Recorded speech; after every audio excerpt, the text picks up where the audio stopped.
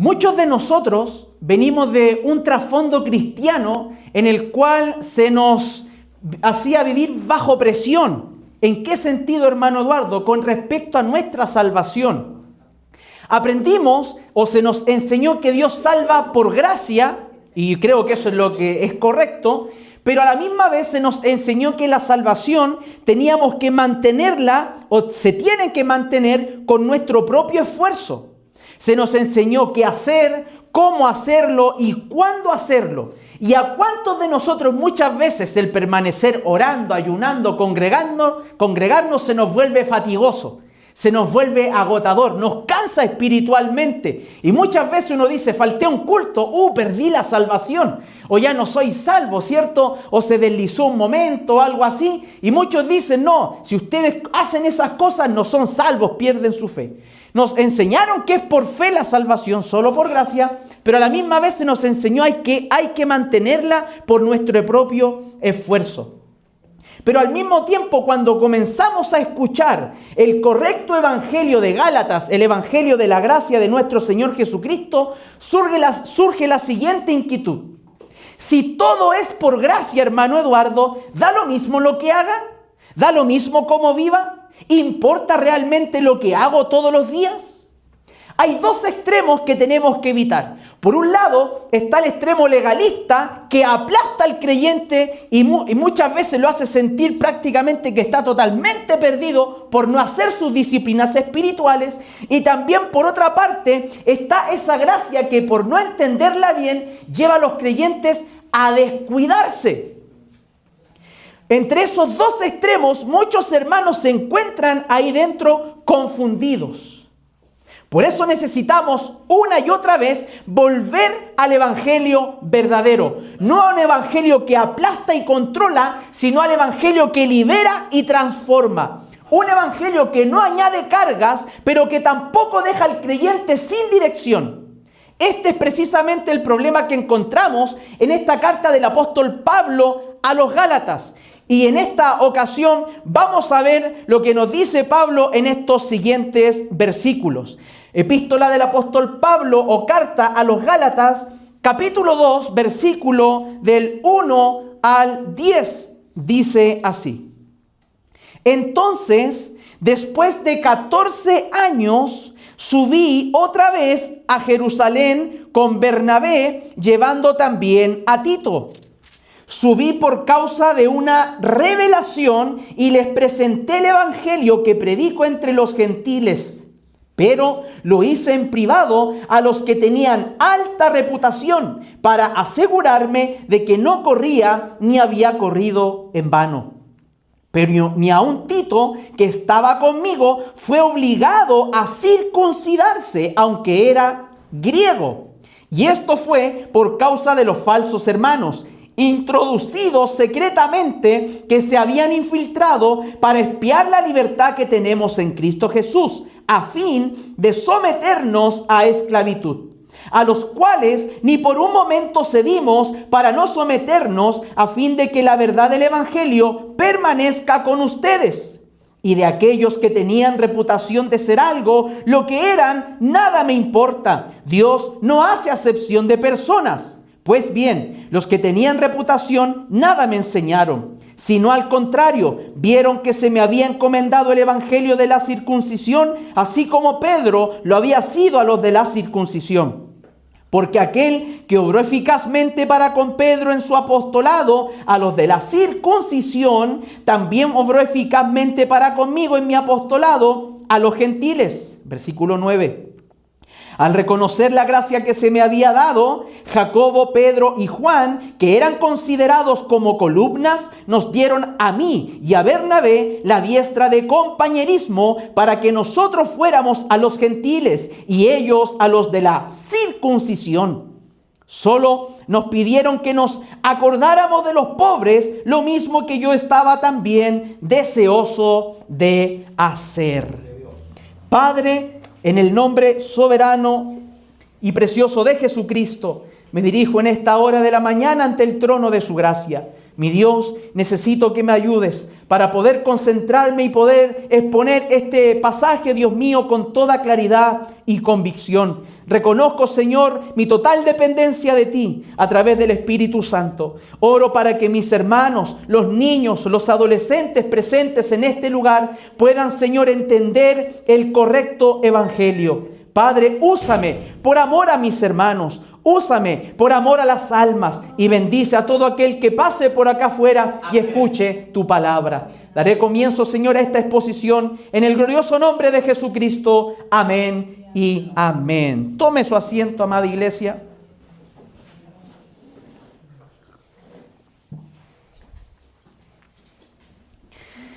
En este pasaje que hemos leído, vamos a examinar 3 pilares del Evangelio de Cristo que nos van a ayudar a comprender por qué no debemos añadir absolutamente nada a nuestra fe. Muchos dicen, es fe más iglesia, es fe más ofrenda, es fe más diezmos, es fe más corbata, es fe y suman y suman y suman. Pero la fe es solo. ¿Somos salvos solo por gracia? Solo por fe. Amén. Y en este pasaje vamos a ver 3 pilares fundamentales de por qué no tenemos que añadirle nada al Evangelio de Cristo. El primer pilar que vamos a ver en esta mañana es que el Evangelio de Cristo es suficiente. Aleluya. Eso lo vamos a ver del verso 1 al 3. El segundo pilar es el Evangelio de Cristo no se negocia. Eso lo vamos a ver en los versículos 4 al 5.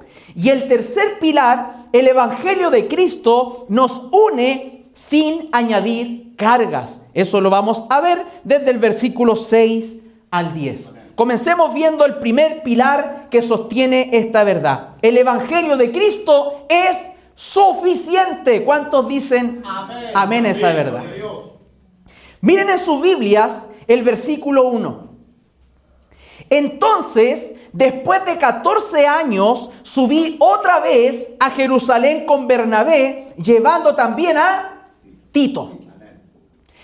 En nuestro sermón anterior hemos visto que Pablo, después del encuentro que tiene con nuestro Señor Jesucristo camino a Damasco, relatado en Hechos capítulo 9, Pablo, cierto, nace de nuevo, se convierte, Jesús sale al encuentro de Pablo y pasan 3 años desde los cuales nuestro Señor preparó a Pablo en el silencio, a él directamente, pasan 3 años y recién Pablo por primera vez sube a Jerusalén.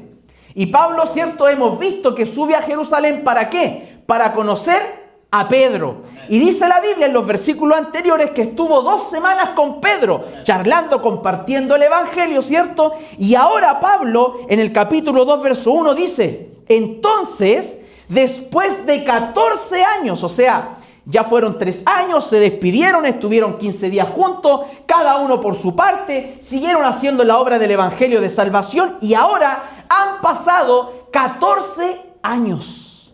Pueden ser, los comentaristas dicen que pudo haber sido 14 años desde la conversión de Pablo o 14 años desde el primer encuentro que tuvieron en Jerusalén.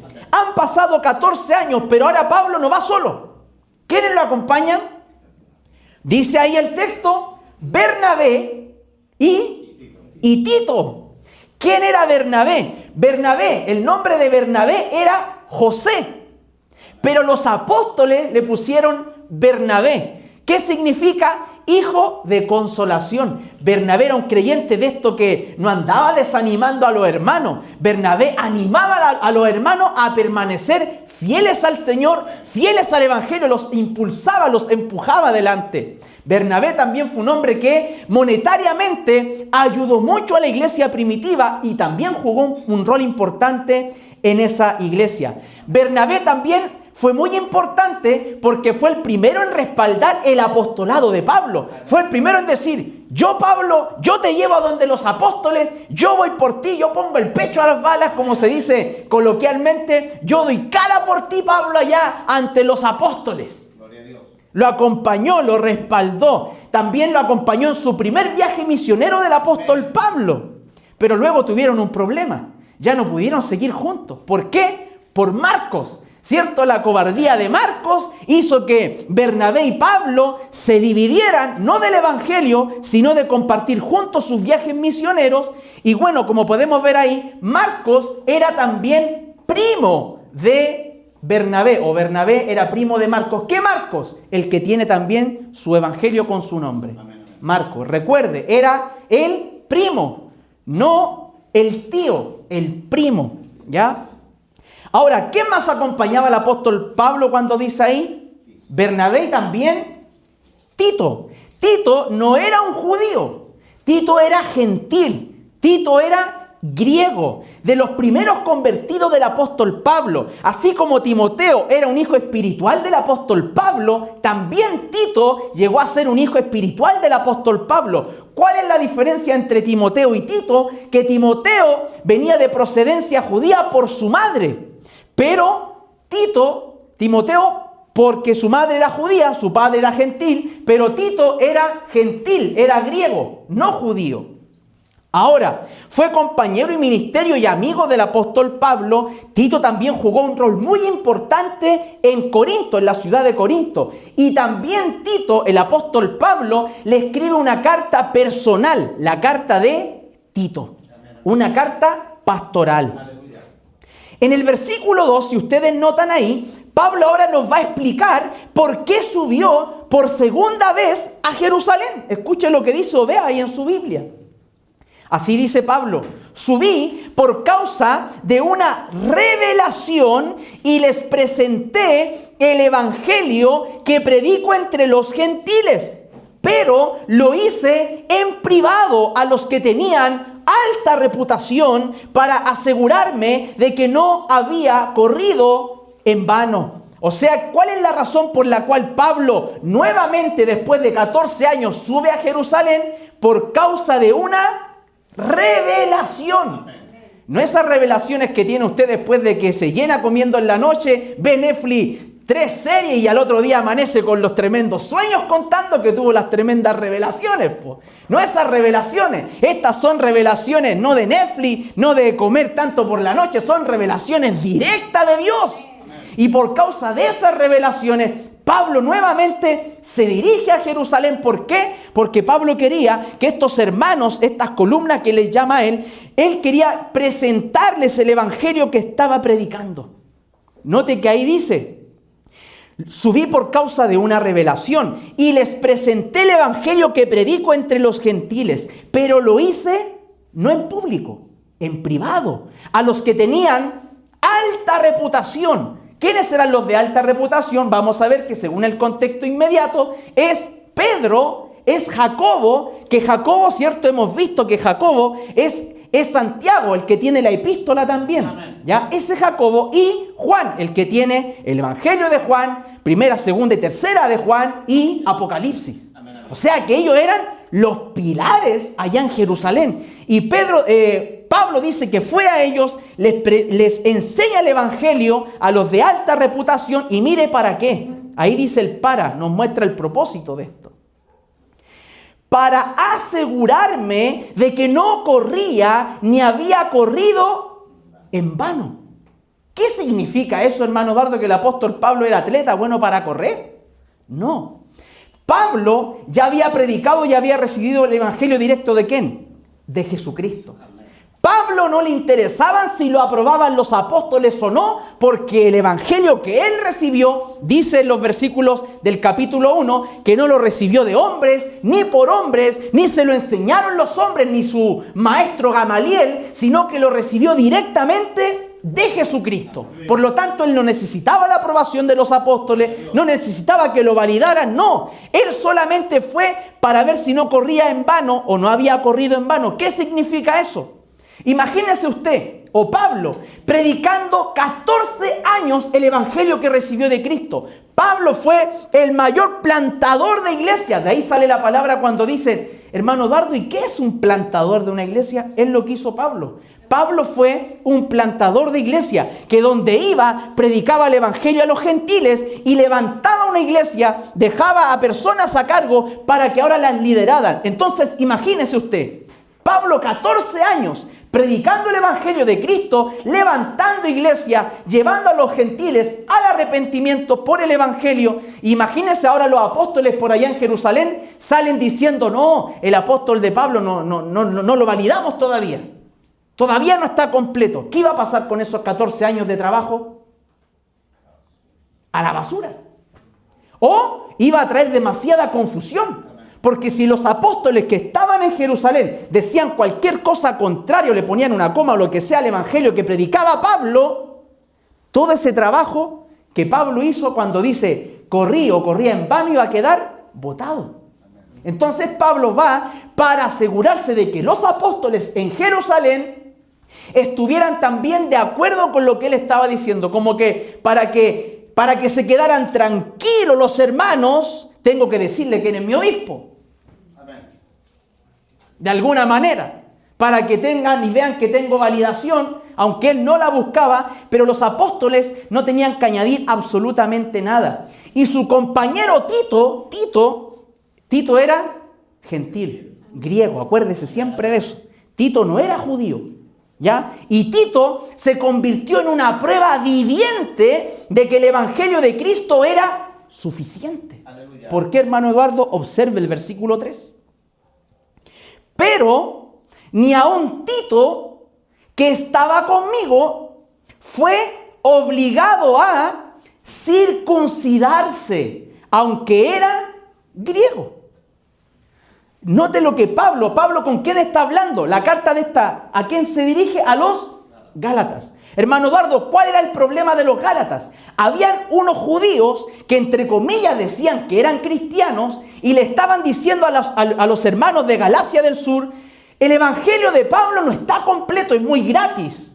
¿Cómo va a ser ese evangelio tan gratis el que predica Pablo? No, si ustedes quieren ser parte del pueblo de Dios, decían estos judaizantes a los hermanos gentiles de Galacia, tienen que creer en Cristo, más cumplir la ley de Moisés, más circuncidarse y hacer muchas cosas más de la dieta alimenticia. Amén.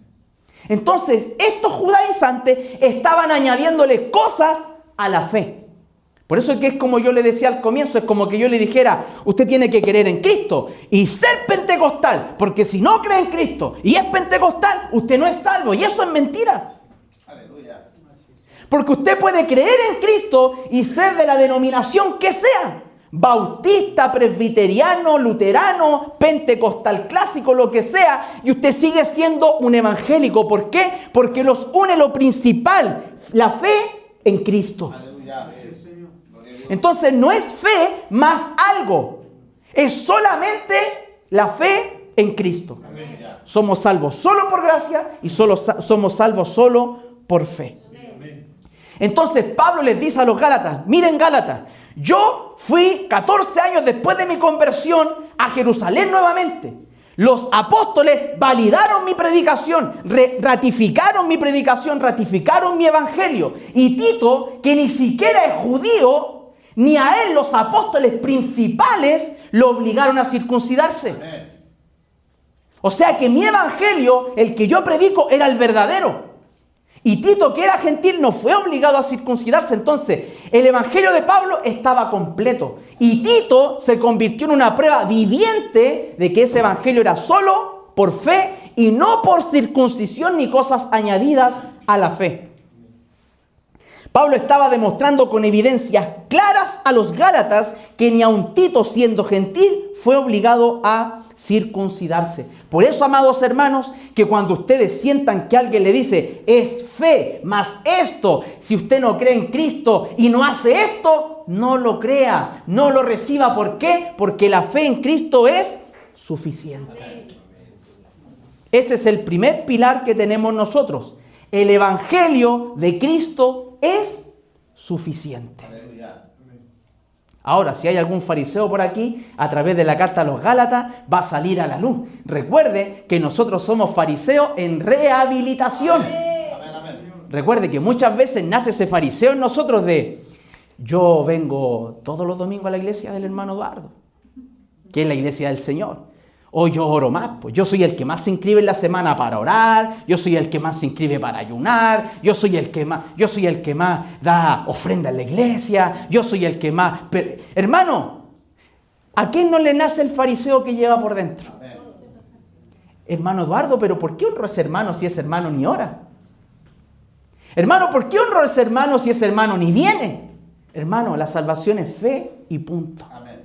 Los demás, todos somos trabajadores en la obra del Señor. Por eso que somos fariseos en rehabilitación. Gloria a Dios. Porque lo que más somos buenos nosotros para ver la paja del ojo de los demás, y nosotros tenemos las tremendas vigas. Amén, amén. Ayúdanos, Señor.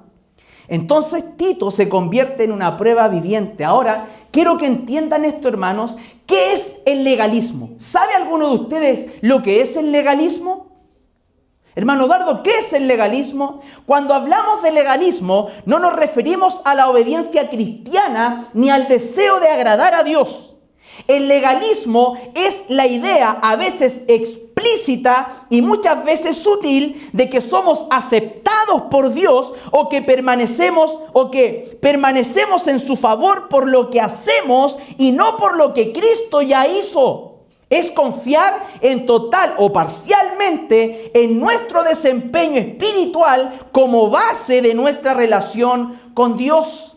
El legalismo es ese que te dice, como que te hace pensar que tú te vas a ganar el favor con Dios haciendo cosas.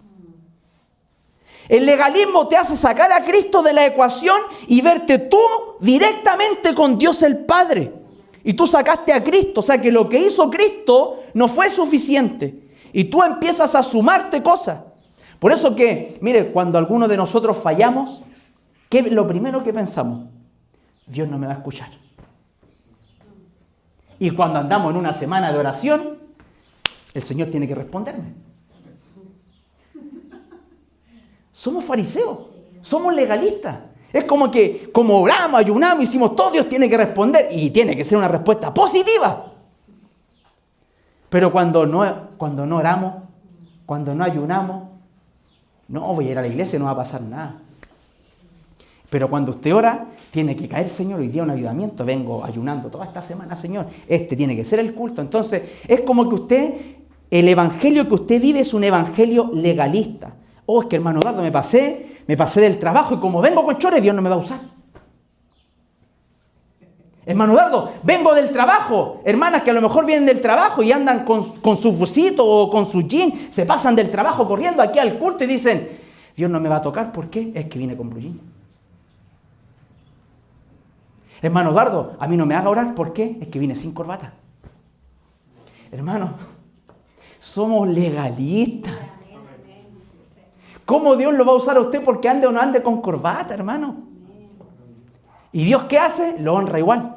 Amén. Para que vea que no es el jeans, no es el short. Obviamente en la casa del Señor hay que venir. Si podemos hacerlo, lo mejor posible para Él. Pero si usted viene de su trabajo, hermano, eso se entiende. Pero ¿somos legalistas o no? En la iglesia nos vestimos, pero... Y en la casa, hermano, ahí está la realidad. Entonces, no tenemos que convertirnos en legalistas. Y eso hace el legalista. Él como que cuando hace cosas buenas, Dios lo acepta. Cuando no ora, Dios ya no lo escucha. Cuando ora, Dios lo escucha. Hermano, no es así. ¿Sabes por qué Dios te escucha a pesar de que tú eres un pecador y yo soy un pecador? ¿Sabe usted por qué Dios no se escucha? No por nosotros. Es porque cuando tú estás ahí y doblas tus rodillas, el Padre no te ve directo a ti. Ve a Cristo. Amén. Gloria a Dios. Y como ve a Cristo, extiende su misericordia. Así es, santo de la gloria. Y por eso que cuando andas pasadito a carne, Aleluya. Dios igual te escucha. Amén. ¿Por qué? Porque ve a Cristo. Así es, santo. No te ve a ti. Ahora, si te viera a ti, la ira de Dios te aplastaría y te consumiría. Pero se da cuenta, hermanos, que no es por lo que yo haga más, sino que solamente porque Dios nos ve a través de Cristo. Aleluya. Entonces, andemos bien o andamos mal, usted vaya, doble su rodilla y dígale, Señor, gracias. Mire, el otro día yo me sentía sin ganas de orar. Ay, que estaba luchando, Señor, aquí estoy. Sé que no me está escuchando, Señor, porque no he orado, no he venido orando todos los días a las 5 de la mañana. Y hoy día me levanté a las 8. ¿Y cómo me va a escuchar a esta hora? Hermano, una mente legalista. Y de repente me recuerda a Cristo. Es decir, fariseo, oye, legalista, Es Cristo, por eso yo te escucho, es que es por Cristo, es por mi hijo, no por que te levantáis a las 5. Está bien que te levantéis ahora, queréis buscarme cuando hay más silencio, pero no te respondo por eso, te respondo por mi hijo, por Cristo. Señor, háblanos, Dios. Entonces hay que sacar ese evangelio legalista. Yo he visto unos memes ahí en Facebook que ponen ahí una división, un perro así de estos perros en los huesos. Y acá ponen un perro como musculoso. Y ponen así, el cristiano 24/7 en la iglesia. Y ponen al perro musculoso ahí, po. Y ponen el que va una sola vez a la semana. Y ponen al otro perro, a ese perro todo desnutrido ahí. Hermano, ¿quién te dijo que es así? Ese es el legalista. Porque si vamos a ser bíblicos, y yo te dijera para todos esos religiosos 24/7 que no está mal, pero si yo le dijera, ¿qué día nos exige Dios en la Escritura congregarnos? El primer día de la semana. Gloria a Dios. ¿Y qué día es, hermano Eduardo? El domingo. Amén, amén. O sea que si yo cumplo con congregarme lo que Dios me pide, da lo mismo lo que diga el hombre, da lo mismo. Amén. Porque yo no le sirvo al hombre, yo no estoy para agradar al hombre, yo estoy para agradar a Dios. Y si Dios me exige un día en la semana que yo aparte para Él, yo cumpliendo eso tengo que estar tranquilo. Amén. Gloria a Dios.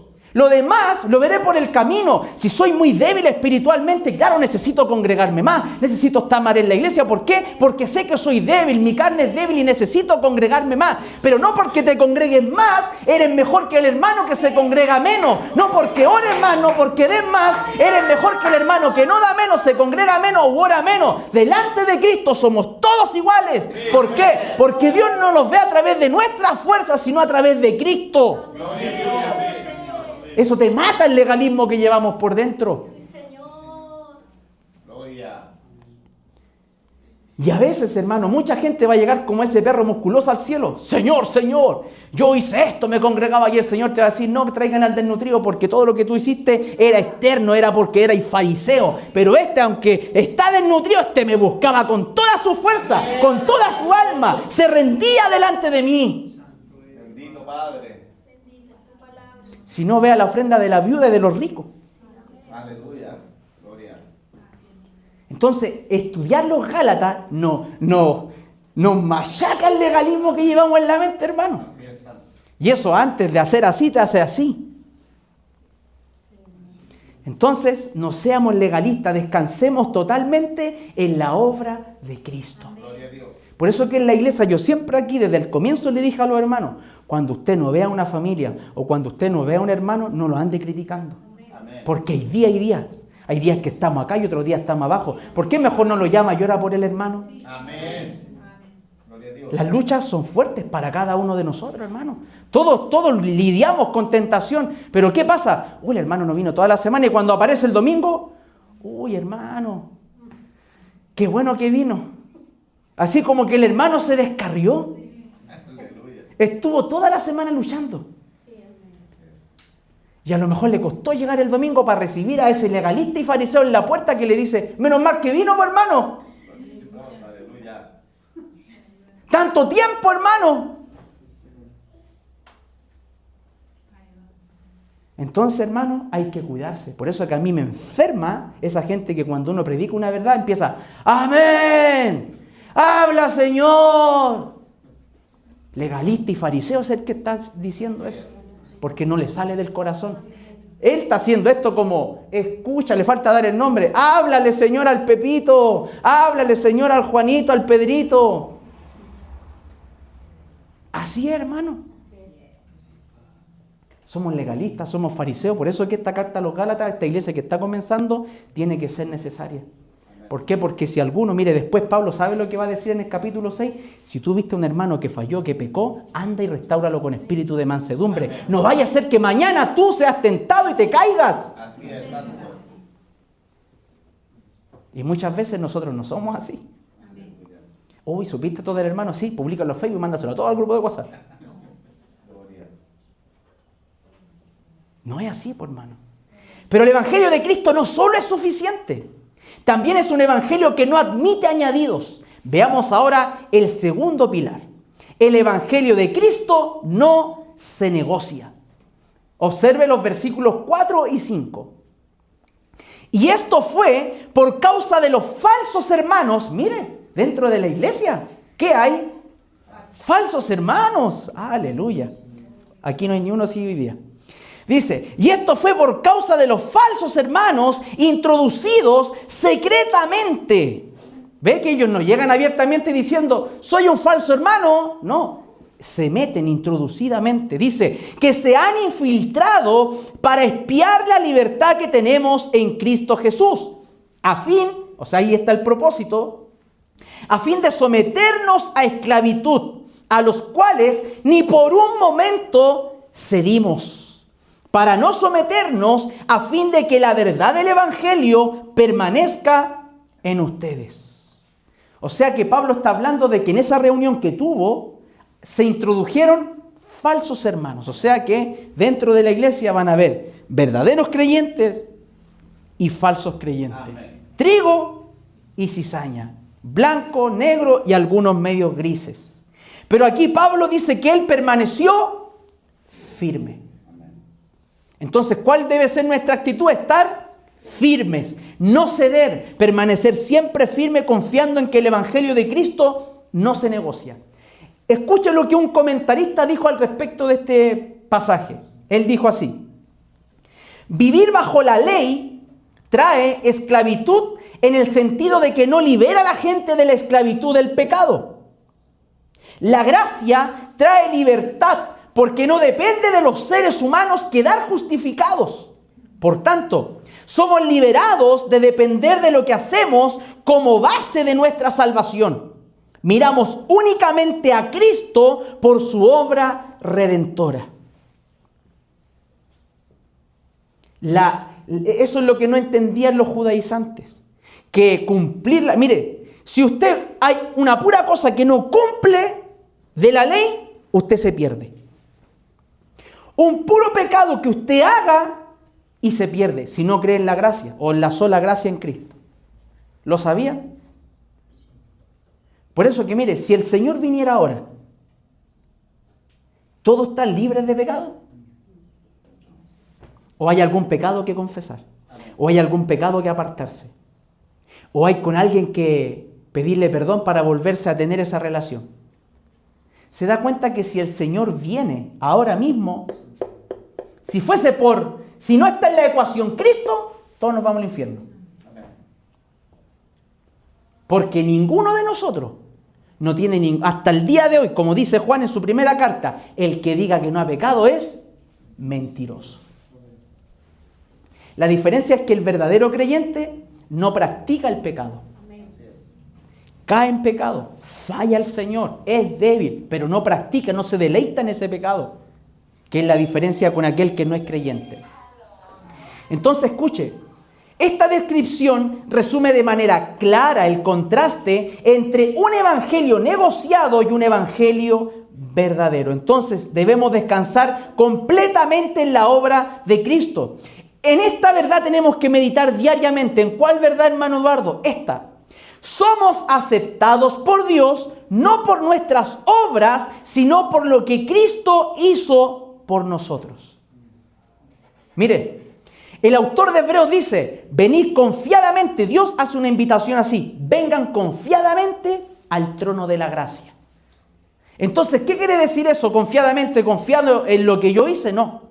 Siempre que usted doble sus rodillas cuando ora, dígale, Señor, aquí estoy. No me merezco estar delante de ti. Soy una persona de labios inmundos, de pensamientos inmundos, de prácticas muchas veces inmundas. Soy un legalista, soy un fariseo. Me merezco la ira tuya, Señor. Pero gracias porque puedo descansar en la obra de Cristo que me permite estar, aún en esta condición, delante de ti. Porque si fuese por nosotros no podríamos estar delante del Señor. Por eso que grábese esa verdad. Somos aceptados por Dios no por nuestras obras, sino por lo que Cristo hizo por nosotros.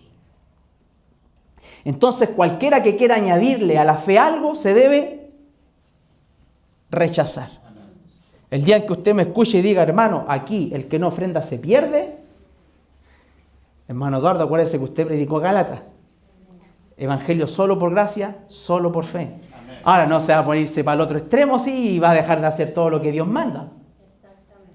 Hay que mantener un equilibrio. Así es. Entonces, amado hermano, cuando el Evangelio de Cristo es guardado con firmeza y sin negociación, el resultado no es división, sino que trae una verdadera unidad. Recuerden ustedes que la salvación no es un premio al esfuerzo. La salvación no es un premio, es un regalo. Amén. Regalo de gracia. Veamos ahora el tercer pilar de esta verdad que hemos visto. El Evangelio de Cristo nos une sin añadir cargas. El Evangelio de Cristo nos une sin añadir cargas. Miren los versículos 6 al 8. Y de aquellos que tenían reputación de ser algo, lo que eran nada me importa. Dios no hace acepción de personas. Pues bien, los que tenían reputación nada me enseñaron, sino al contrario. Vieron que se me había encomendado el Evangelio a los de la circuncisión, así como Pedro lo había sido a los de la circuncisión. Hermano Eduardo, me enredosa esa palabra. Recuerde esto. Están los de la circuncisión. ¿Quiénes son los de la circuncisión? Judíos. Los judíos. Amén. ¿Por qué? Porque ellos exigían que los hombres tenían que circuncidarse. Ustedes muchos ya saben lo que significa eso. Y están los, y como son judíos, y están los de la incircuncisión. ¿Quiénes son los de la incircuncisión? Todos los que no son judíos. Todos aquellos que no son judíos son de la incircuncisión, son gentiles, son griegos, y ahí estamos todos nosotros. ¿Por qué? Porque para entrar al pueblo de Dios no necesitamos ser judíos. Amén. Necesitamos creer por fe en Cristo. Aleluya. ¿Ya? Somos los de la incircuncisión. Y ahí dice el versículo 8. Porque aquel que obró eficazmente para con Pedro en su apostolado, a los de la circuncisión, ¿se recuerdan cuando estuvimos estudiando la carta del apóstol Pedro? ¿A quién le escribió Pedro? A los judíos. Amén. Recuerde que la audiencia de Pedro era los judíos. Y la audiencia de Pablo, los gentiles. Todos los que no son judíos. Porque aquel que obró eficazmente para con Pedro en su apostolado, a los de la circuncisión, también obró eficazmente para conmigo en mi apostolado a los gentiles. O sea que dése cuenta ahí. Y de aquellos que tenían alta reputación de ser algo, lo que eran nada me importa. Dios no hace acepción de personas. Pues bien, los que tenían reputación, nada me enseñaron. ¿Por qué Pablo habla así de los apóstoles? ¿Porque quiere quitarles autoridad? No. Porque para Pablo la autoridad en los hombres le valía nada. Amén.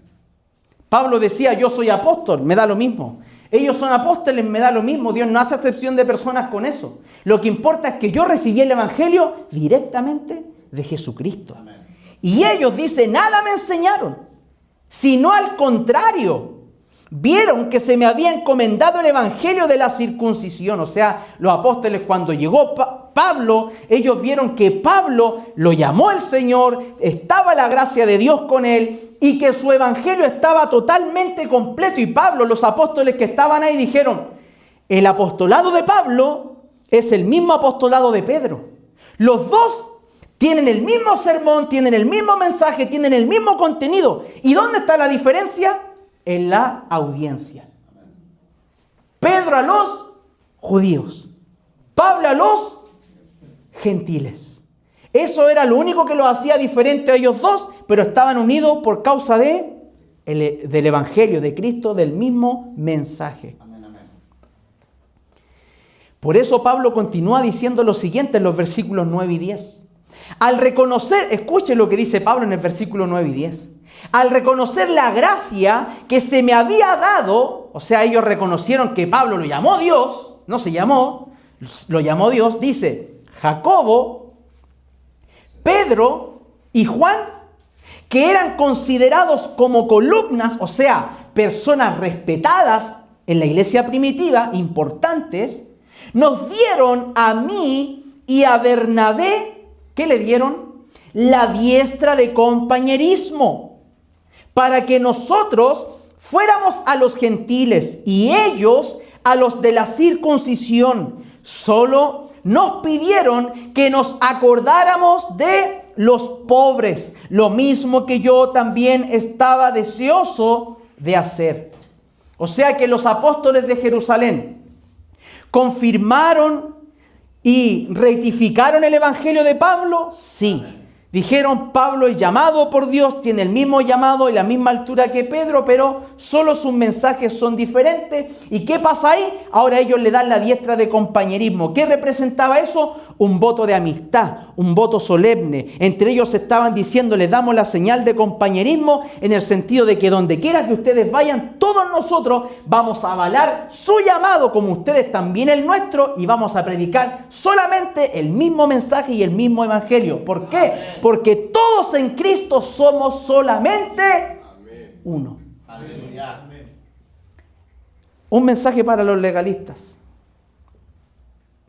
Esto, hermano, es lo que nos tiene que enseñar lo siguiente. Pedro fue a los judíos. Pablo fue a los gentiles. ¿Pero qué los unía? El evangelio de Cristo. Ahí es donde se ve la multiforme gracia de Dios. Por eso que yo soy bien recalcante en esto, en repetitivo en esto. Mire, por eso que dentro de todos los evangélicos hay metodistas, bautistas, presbiterianos, anglicanos, hay de todo. ¿Por qué? Porque cada uno es en la multiforme gracia de Dios, donde todos tienen una forma de adorar diferente, de predicar diferente, de alabar diferente. ¿Pero qué los une? Jesús, el evangelio de Cristo. ¿Se dan cuenta que el que se levanta a decir estos evangélicos no son nuestros hermanos? Eso es mentira. Cualquiera que se levante a decir, o los pentecostales clásicos no son nuestros hermanos, o los bautistas no son nuestros hermanos, o los presbiterianos no son nuestros hermanos, usted dígale, eso es mentira. Ellos creen en el mismo evangelio que nosotros. Los únicos que nos diferencia es la forma como se hace un culto, cómo se alaba en un culto, pero todos hemos creído en la misma fe en Cristo. Esa es la multiforme gracia de Dios. Muchas veces decimos creer en la gracia, pero levantamos barreras que Dios no levantó. Exigimos cosas que Dios no exige y añadimos condiciones a la comunión cristiana. Así, sin darnos cuenta, reemplazamos la gracia por controles humanos. La verdadera unidad no controla, discierne la gracia. No compite, colabora, no compara, celebra lo que Dios hace en otros. Cuando la iglesia entiende esto, deja de competir y comienza a colaborar, deja de comparar ministerios y empieza a celebrar las obras de Dios que hace en otros. Cuando el evangelio de Cristo, mis hermanos, nos une sin añadir cargas, la iglesia refleja mayor claridad de la gloria de aquel que nos salvó solo por gracia. El título de este sermón es así: el evangelio de Cristo es suficiente, es firme y es unificador. En este pasaje, amados hermanos, nos dimos cuenta que debemos solamente descansar en Cristo. No son nuestras fuerzas, no son nuestras capacidades, es solamente Cristo. Al evangelio de Cristo no hay que añadirle absolutamente nada. Y recuerde lo que dijo Pablo: el que le añada algo al evangelio lo distorsiona y se convierte en un anatema, maldito. Un maldito de Dios. Oremos al Señor. Poderoso Dios, te damos gracias. Te agradecemos en esta mañana por enseñarnos y matar el legalista y fariseo que llevamos por dentro. Te agradecemos, oh Dios, por tu palabra viva y eficaz. Padre, ayúdanos a creer que el evangelio de Cristo es suficiente, a que el evangelio de Cristo es firme, es unificador, no necesita ningún añadido. Pero guárdanos, Dios. Porque que el evangelio sea por gracia no significa que vamos a convertir la gracia en libertinaje para pecar. Todo lo que hacemos, las oraciones, los ayunos, el congregarnos, no es para ser salvos, no es para ser aceptados, sino que es la evidencia y es el resultado de que hemos nacido de nuevo. Nuestras obras no son nada delante de ti. Solamente por Cristo te damos gracias, oh Dios. En esta hora, Padre, bendice este lugar, bendice a mis hermanos y que cada día más se aferren al Evangelio de la gracia, al Evangelio que es solo por fe y solo por Cristo y solo para la gloria tuya, mi Dios. Te rogamos